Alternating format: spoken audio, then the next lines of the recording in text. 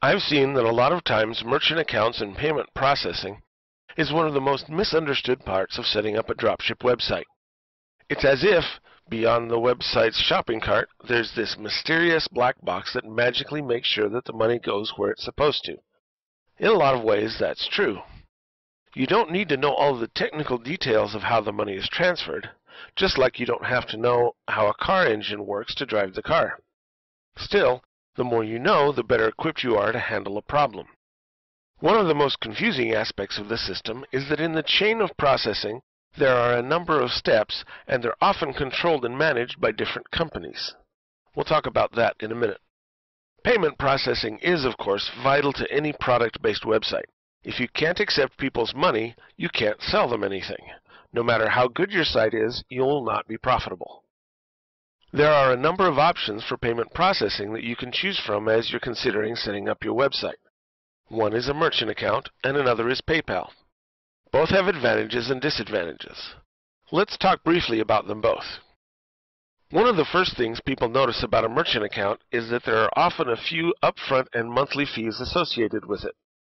Sometimes you have to pay a setup fee as well as ongoing maintenance fees. A merchant account will also charge a small percentage of each transaction as well. Merchant accounts are typically set up in such a way to help protect the store owner from fraudulent purchases. One of the big advantages of using PayPal on a website, using a PayPal Premier account, is that there are no setup fees and no monthly fees. Creation and installation of the account is pretty easy too. A downside is that they also charge a per transaction percentage, and that percentage is usually much higher than a merchant account.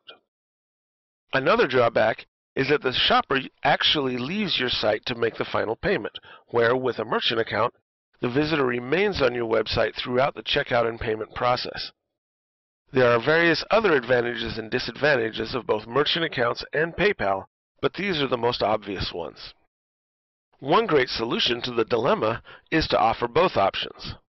Both PayPal Premier and a merchant account allow payment through Visa and MasterCard, but only the PayPal account allows direct PayPal payments.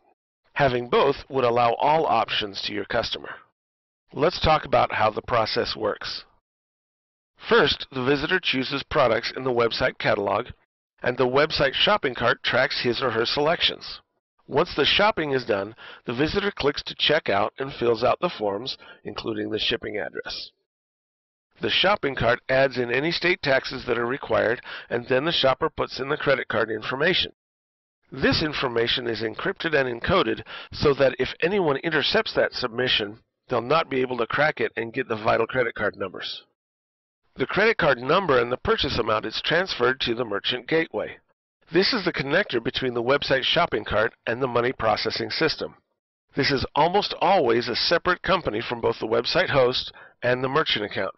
A common gateway is Authorize.net. If you're finding that your payments aren't getting processed, your first troubleshooting check should be with your gateway company. Once the information clears the gateway, the payment processing system checks to make sure that the shopper has enough money available in their account, and if so, begins the process of transferring the money to the merchant. If the shopper doesn't have enough funds, he or she is kicked back to the shopping cart and notified that they don't have sufficient funds for that purchase. He or she can then try another credit card or reduce their purchase. Finally, the money that is transferred is deposited into the checking account that the merchant associated with his or her merchant account or his or her PayPal account. In some cases, this may take a few days. So, if you should have troubles accepting payments at your website, there are 3 places you can check. You can contact builder support to make sure that your website shopping cart is configured correctly. You can contact the gateway company to make sure that it's connected correctly. And finally, you can check with your merchant account company or with PayPal directly. Understanding the process allows you to better know where the problem could lie.